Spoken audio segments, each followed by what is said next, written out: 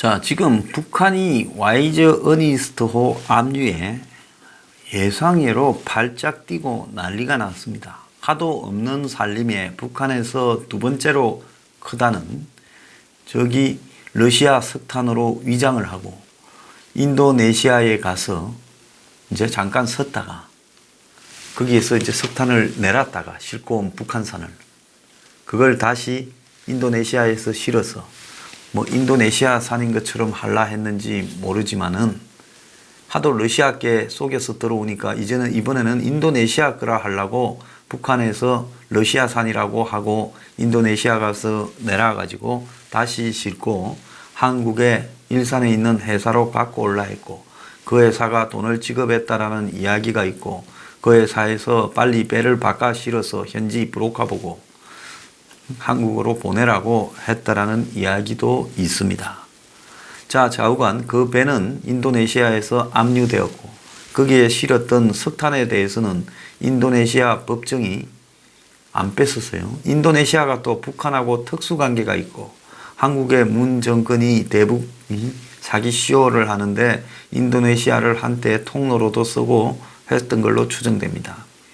그래서 인도네시아 법원이 또 북한 석탄을 압류는 안 했어요. 북한과의 관계를 생각해서 그렇겠죠. 배는 유엔에 의해서 압류하고 또 몰수를 지금 해서 남태평양의 미국령 사모아로 끌고 갔습니다. 그래서 미국은 그 배를 앞으로 법원의 판결을 받아가 이제 정식으로 몰수해서 고철로 처리하고 그러면 뭐 한 300만 달러가 나온다 뭐 이런 이야기가 있습니다. 그래서 오토 원비어 부모가 지금 미국 법원에 의해 북한에 이렇게 배상 명령을 받은 것이 5억 불이 좀 되니까요.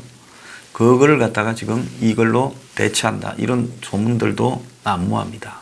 그런데 금강산에 가서 관광하러 갔다가 총을 맞고 죽은 박 왕자 씨는 한국 정부가 지금 김정은을 3번 만나도 박 왕자에 대한 보상이나 뭐 이런 것들을 이렇게 요구한 적은 없었습니다. 그래서 미국이 지금 아주 강하게 몰수해 버리는 부분에는 북한에 대한 미국의 강경한 입장을 보여주는 건데요. 그러니까 북한이 아주 안달이 나서 매일 온 매체와 유엔 제네바 대사 등을 동원해서 미국을 공격하고 있습니다. 자, 그래서 북한 외무성 대변인이 14일 날 담화를 해서 국제법 위반하고 강탈하지 마라 돌려보내라. 김성 유엔 주재 북한 대사가 연 이틀간 향의서한과 기자회견을 하고 그리고 또 한대성 주 서이서 대사가 로이터 통신 인터뷰에서 미국식 힘의 논리나 압박으로 이걸 갖다가 남의 나라 재산을 뺏으려면 안 된다. 이렇게 지금 공격을 하고 있습니다.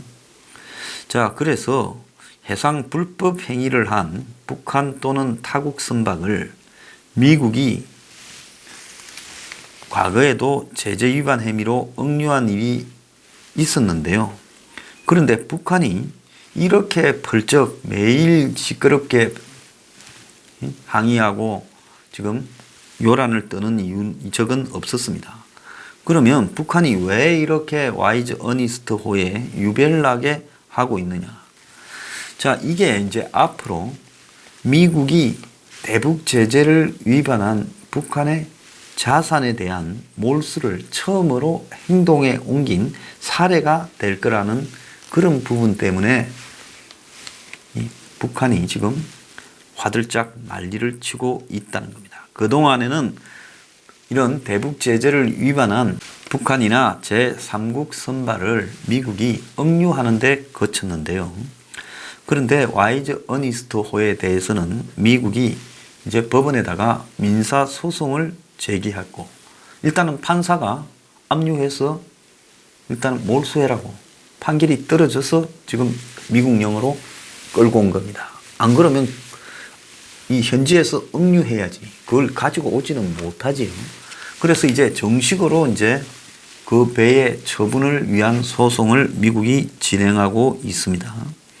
이전까지는 제재 위반 연루 선박을 발표하고 조사하는 수순이었는데 이번에는 법무부가 어니스트 호에 대한 법적 조치를 개시했습니다.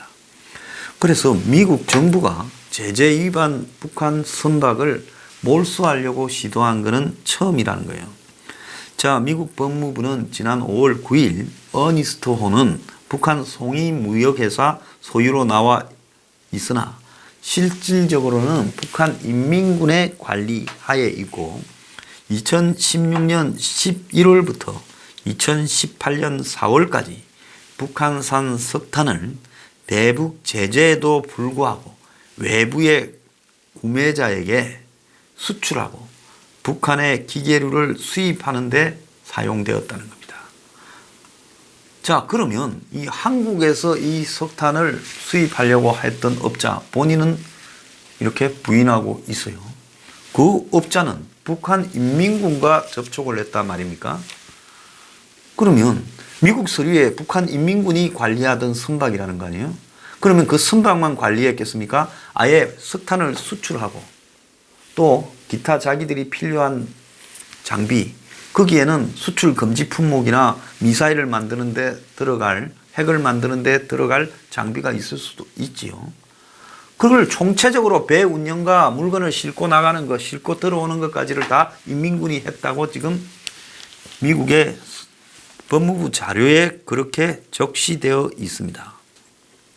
그래서 송이무역 운영자인 권철남이라는 인물이 2018년 3월에 어니스트호의 석탄 선적과 관련하여 75만 달러 이상을 미 금융계좌를 통해 송금을 했다.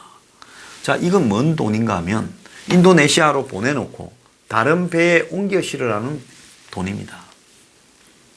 왜? 그 배를 갖고 한국으로 들어올 수는 없었을 것이니까. 그래서 인도네시아에서 브로커한테 네가 인도네시아나 다른 나라 3국의 배를 수배해서 그 배에다가 석탄을 일단 인도네시아로 내렸다가 또 다시 그 배로 실는 환적을 하라고 환적용 배에 대한 비용이었습니다. 75만 불이요. 돈 많지요. 그러니까 이걸 석탄을 지금 밀수를 통해서 얼마나 많은 돈을 벌어 제끼면 환적하는데 비용만 지금 8억이 넘게 8억 한 5천만 원을 이렇게 쓰는 겁니다. 기가 차지 않습니까? 자, 그래서 그러면 이 사람들이 이 석탄을 다 가지고 왔을 때 파는 돈은 수십억이었으니까 그 중에 한 10%를 운송비로 쓰지 않겠습니까? 그러면서 국제긴급경제권한법, 대북제재강화법 등 미국의 법에 따라 이 배를 몰수하기 위해 뉴욕 맨해튼 연방지방법원에 민사소송을 제기한다고 밝혔습니다. 자, 이 법은 다 미국 국내법입니다. 그래서 지금 이 몰수의 첫 단계로 미국 땅으로 이 배를 끌고 온 거예요. 그래야 그 다음에 처분할 수 있으니까요. 자, 그래서 우리 정부도 제재 위반 선박을 적발 억류하는 데 그치지 않고 미 국내법을 동원해 몰수 소송까지는 간 게 이번에 처음이다. 그래서 미국이 국내법을 동원해서 북한 자산을 동결시키려고 하는 것과 비슷하다는 점에서 북한이 한때 식겁을 했던 어제 부시가 노무현 전 대통령 추도식에 갔지만은 부시하고 노무현이 2005년입니까? 당시 경주에서 만났을 때 노무현 대통령이 방코 델타 아시아라는 마카오 은행에 북한 재산 몰수를 좀 풀어주라고 부탁했다가 부시가 난리를 쳤다라는 이야기가 있었습니다. 그 방코 델타 아시아 때 사태와 비슷한 지금 두려움을 북한이 느낀다는 거예요. 북한으로서는 자기 재산과 주권에 대한 심각한 위협이 발생했다라고 보게 될 건데요. 2005년에 북핵 6자 회담에서 9.19 합의가 이루어졌지만은 북한은 그걸로 이제 미국이 대북 제재를 안 할 거라고 봤는데 그런데 미국이 이 BDA를 돈 세탁 우려 대상으로 지정하며 이 은행에 애치된 자금 2,700만 달러를 동결했고, 그래서 북한이 그러면 우리가 9.19 합의했던 거 없던 일로 하자. 지금 이렇게 해버렸다는 겁니다. 자, 그런데 이 와이저 어니스트 호에 지금 실려있는 북한산 석탄은 25,500톤인데요.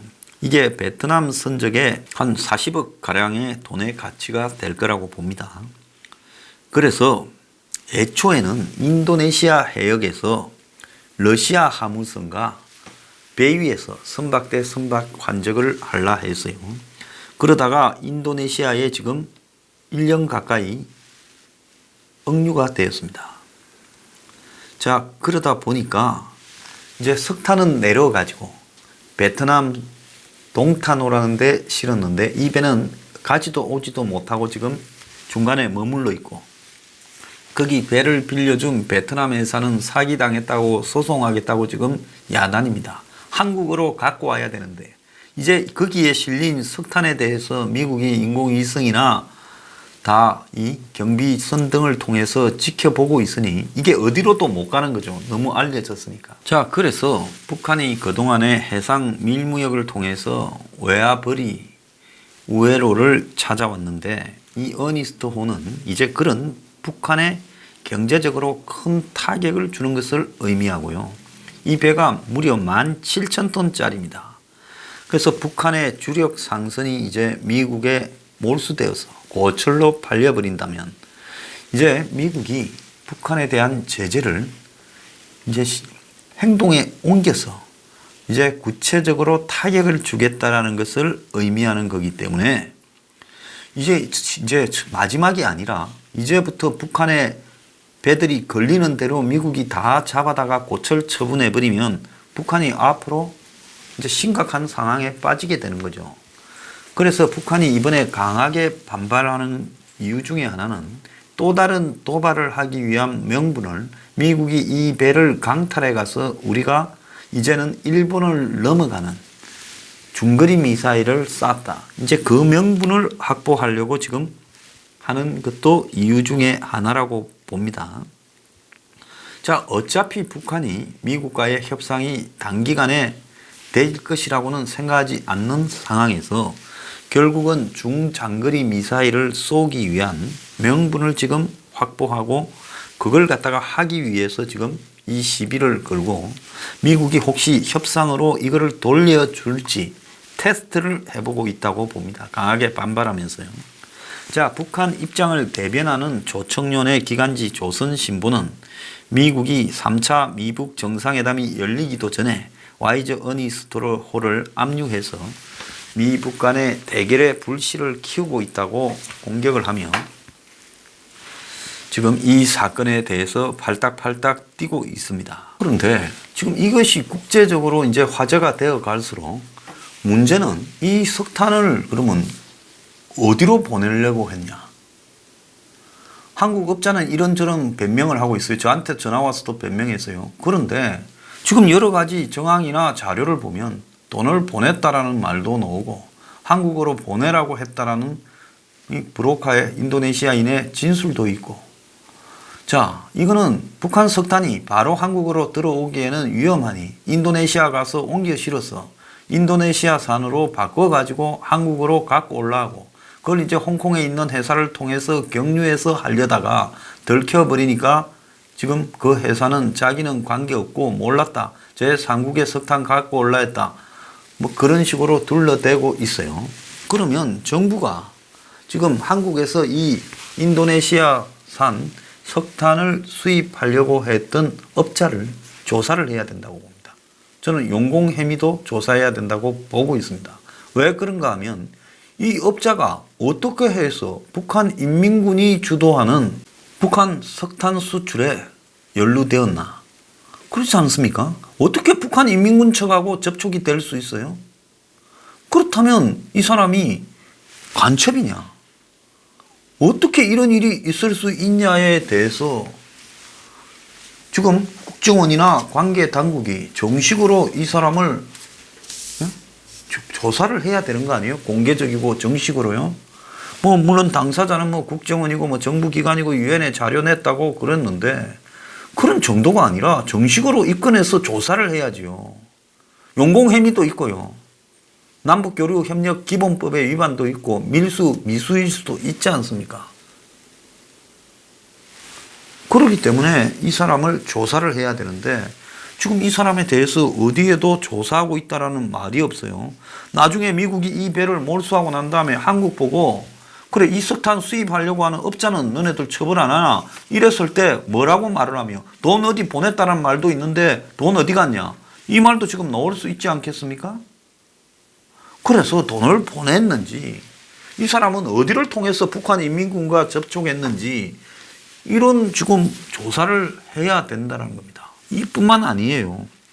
지금 정제유, 북한의 정제유를 64만 톤이라도 실어 날랐다라는 배들이 몇 척 있잖아요. 대표적인 게 루니스하고 파이어니어호인데 이 배들에 대해서도 조사를 해야 된다는 거예요. 왜 이 배들에 대해서 조사를 해야 되는가 하면 64만 톤을 싣고 나갔는데 공해상에서 뭐 환적해서 팔았다는데 지금 북한하고 이렇게 만나서 줬을 가능성이 높다고 심지어 파이어니어 호인가는 북한하고 이렇게 환적하는 장면이 찍힌 사진도 있지 않습니까? 그러면 이 선박 회사나 또 더 나아가서 이 무역을 한 회사가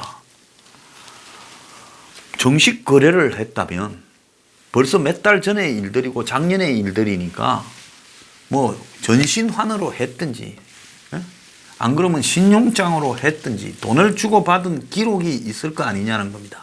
그 기록을 공개하면 끝날 일을 한참 지나서 돈이 오고 갔을 건데 그런데 그 기록조차도 지금 공개하지 않으면서 조사도 안 하고 덮고 가려고 하니까 제가 봤을 때 이거 정권이 지금 이 업자들을 비호하는 이유가 이 업자들이 정권의 대리인이냐 바지냐는 의문이 나오는 겁니다.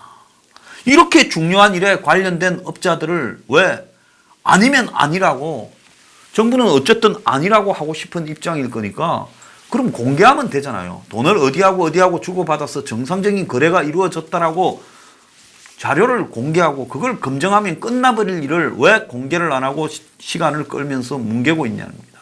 자, 나중에 이 몰수 선박을 미국이 이제 고철로 팔아서 원비어 부모한테 주고 난 다음에 이제 그 떠들고 있는 석탄 업자를 갖다가 한국 보고 처벌하라고 먼저 요구하면 그때는 어떡할 겁니까? 불법 환적에 개입된 한국의